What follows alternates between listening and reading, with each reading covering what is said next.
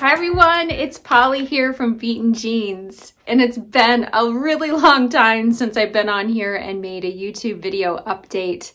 It has been 19 months since I had my total gastrectomy or stomach removal, and I'm doing really well still. I don't have a whole lot to report as far as my physical well-being goes. I've been able to maintain my weight of 105 pounds, which is a total of 8-pound weight loss since gastrectomy. There are a few little things in my life that have changed.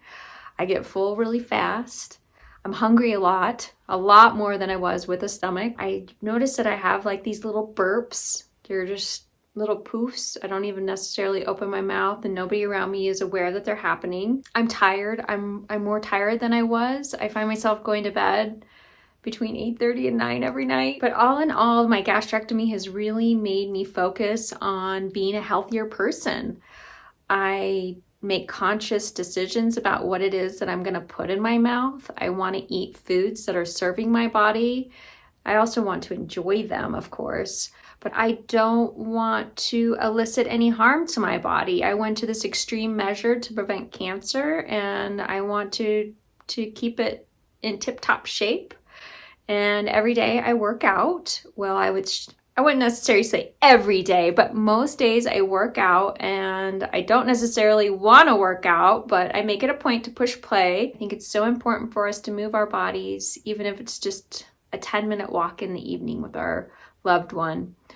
Drinking that water is so important, taking our vitamins, and doing those annual checkups with your doctor. I don't feel like these small little changes were enough to make me regret having the surgery. I feel like they've actually made a positive impact in my life.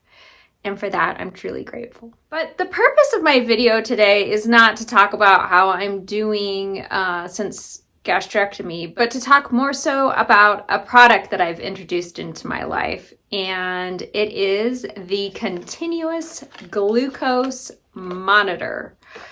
I'm wearing it here on the back of my arm, and I just want to share with you all what I have learned and how it has impacted my life. Now, I want to preface this video by saying that I am not an expert in gastrectomy. I am not a doctor. I am not a health specialist. And I do not know a whole lot about diabetes, but I just want to share with you what I've learned and what I've researched, and the information that I am sharing today. Always be sure to speak with your doctor and healthcare practitioner. I feel like the topic of blood glucose is a subject that needs to be talked more about in this community. We hear a lot about hypoglycemia, where the blood sugar drops below the normal range, but we don't hear a lot about hyperglycemia. It is normal for our blood sugar to fall and rise, but not to the extreme of above 180 and below 70. That is where the damage occurs. And if that happens occasionally, I don't think it's anything to worry about. But if it's happening consistently all day, every day, over time, it just makes sense that it's going to cause damage to our body. I looked at several articles that talk about the damage that can occur from these extreme highs and extreme lows, and it's not good. They can actually cause micro and macrovascular damage, which can lead to cardiovascular disease, stroke, heart attack, problems with our kidneys, our eyes, our nervous system, and so on. Symptoms can include fatigue, dry mouth, excessive urination, hunger, excessive thirst, maybe a new diagnosis of prediabetes or type 2 diabetes. If you're having these symptoms, it may not mean that you're having these extreme highs and lows, but it is something that you should probably talk to your doctor about. The reason why I'm wearing a continuous glucose monitor, or why I asked my doctor to provide one for me, is because I was using a regular finger stick monitor to check my blood sugar, and the levels were showing really, really high sometimes, like 200, 250. And red flags went up. I was not having any symptoms whatsoever. I don't have symptoms from my blood sugar, whether it be high or low. I have experienced both extremes. And I brought this concern to my doctor, And he thankfully had a sample for me to try of the Libre 3 continuous glucose monitor, which I put it on and I tried it for the first 2-week trial period. And I was shocked. I was mortified. I was taken way back, like almost into the fetal position. How could this be happening to me? Because I didn't feel anything. I feel perfectly normal. I can eat whatever I want, drink whatever I want, or so I thought, right? Because that's not what it was showing on the graph of the continuous glucose monitor. It showed that I'm having some major issues and problems going on with my blood sugar. To be honest with you, it's been pretty alarming and not easy for me to kind of digest, so to say. After that 2-week trial period where I saw these dramatic swings in blood sugar levels, I kind of went into a little bit of a depression. And there was a period there where I was not wanting to eat. I had a lot of fear of eating. I ended up losing 5 pounds. I thought, I'm just going to take this thing off and forget about it and just go on about my life. Why not? I feel great. But then I went onto the internet and I started researching, and I found some information that did not make me very happy. In fact, it made me very, very concerned, and I realized that I have a tool on my arm that can help me to lead a healthier lifestyle. Thankfully, once I showed my doctor the high swings that I was having with my blood sugar, he went ahead and wrote me a prescription for the continuous glucose monitor. So as of now, I have a year's supply of them. And in the beginning, I was just kind of eating and watching and eating and watching. And I was really having a hard time like gauging what was causing it to go up, what was causing it to go down. And it was just, I really wasn't making a difference. There was a few days where I would have some nice normal range blood sugars, but then the next day they would just be all over the place. And so I've started to really delve deep into different choices of the same foods. And I'm sharing these things with everybody on Instagram. It's not easy doing this because I basically have to be fasted in the morning. I do drink my coffee though beforehand. And I'm eating things like spaghetti in the morning or chickpea salad sandwiches in the morning that I'm just not used to. I'm used to eating a smoothie in the morning. And so that's been really challenging for me to just jump right into like a lunch. But I think it's so important to get to understand what these foods are really doing to our body and how they're impacting our blood glucose. I don't know if you guys have seen the Glucose Goddess on Instagram. She's an influencer about blood glucose spikes and just kind of dropping them even 10, 20, 30 points below what they typically do just to deter those spikes from happening and the damage that they might cause. I saw this little video clip it, and it's just something that really shook me up and made me realize I've got to do something about this. I'm going to play it right here for you guys. Glucose is your body's favorite source of energy. Your brain cells are using glucose to think, speak, move. So when you flood your body with too much glucose too quickly, what happens is what I call a glucose spike. The more spikes you have, the faster you die. Pretty scary stuff right there. There is one thing that I want to talk about her platform as it pertains to people who are stomachache. A lot of what she preaches is about delaying gastric emptying, meaning she's slowing down the release of food from the stomach through the pyloric sphincter into the intestines. She educates people on doing that through the use of the order of foods, the types of foods, introducing vinegar, and then most recently she's released her little tablets, the glucose spike tablets. But again, I want to say that is for delaying gastric emptying, and well, we don't have a stomach. So I will test some of her theories just to see if it does make a difference. I am curious too, so why not? So keep an eye out for videos that may use some of her suggestions, because why not check it all out and see if it all helps. But I really don't know that it's going to make that big of an impact. Do any of you guys follow her? Have you noticed that any of her tips or tricks help keep your blood sugar stable and normal? One of my biggest worries with these spikes and drops is that if they do continue over a time, and my baseline average is now above 100, which could predispose me to pre-diabetes and even type 2 diabetes. A normal fasting blood glucose, which means you haven't eaten anything for 8 hours, and if you were to test your blood sugar with a finger stick monitor, your blood sugar would be between 70 and 100 milligrams per deciliter. A fasting blood glucose above 100 to 125 would be an indication that you might have prediabetes.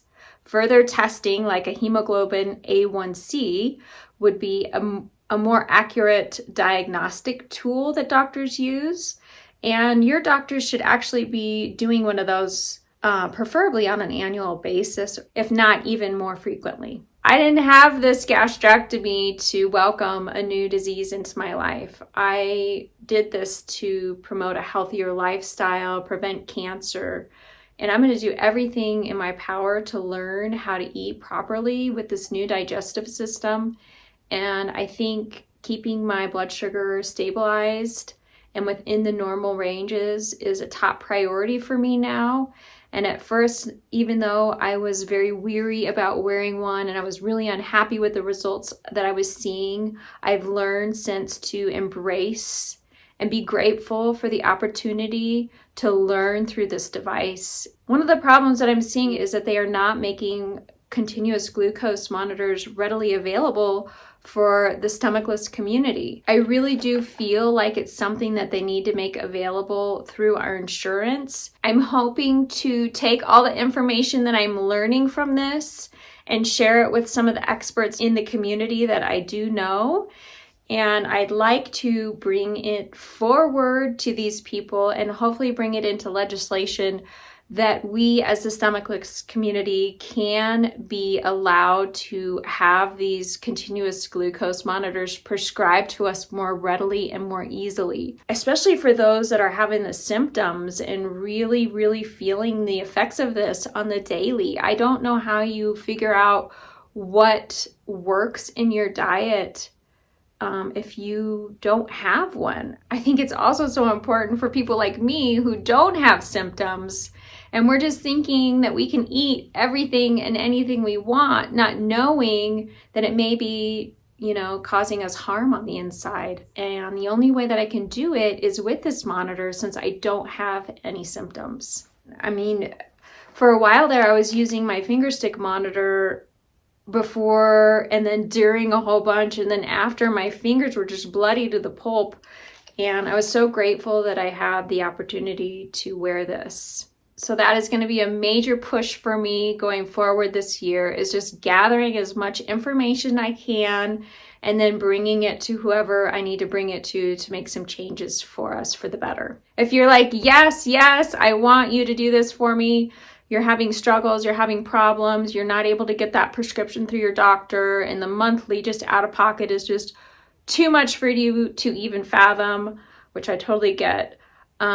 Please do email me a little small ditty about what's happening with you, your symptoms, your experiences.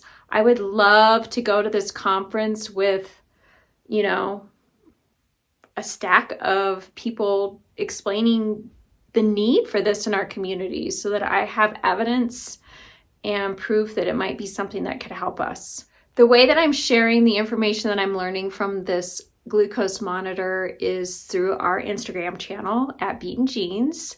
And what it is after an 8-hour fast, I have my coffee. I have to have my coffee. So technically I'm not fasted, but I am waking up and I am testing out foods. Each morning I'm testing a different food and I'm recording my blood glucose as it goes up and down. and I'm sharing with you how high those peaks are depending on the foods that I'm eating.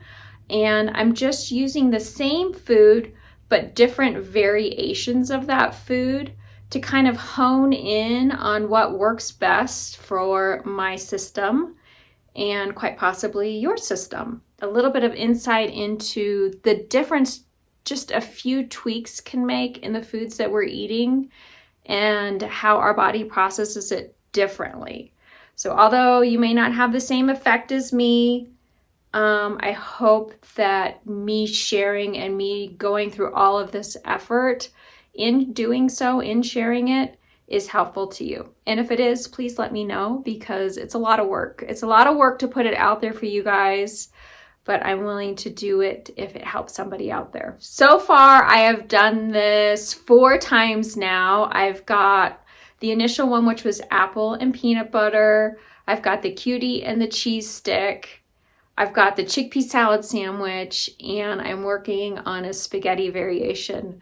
And my list of things that I want to test is so long, and I'm really excited, and I myself am learning so much through this. And I'm hopeful because I'm noticing changes in my blood glucose where they are staying within the normal range below 180. And I'm so excited about it. So just a little bit about the device itself. This is the Freestyle Libre 3. This is a used one. I just replaced this a couple days ago.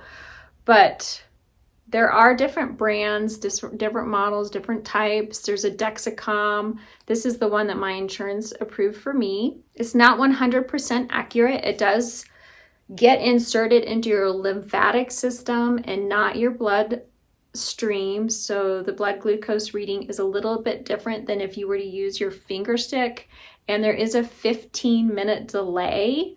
So if you are seeing on your arm that you're having a blood sugar of, 50 and you're running to get a juice and peanut butter, even though you don't have symptoms, it's a good idea to use your finger stick monitor to double check, because your body may have corrected it before you need to go ahead and drink the orange juice and eat the peanut butter.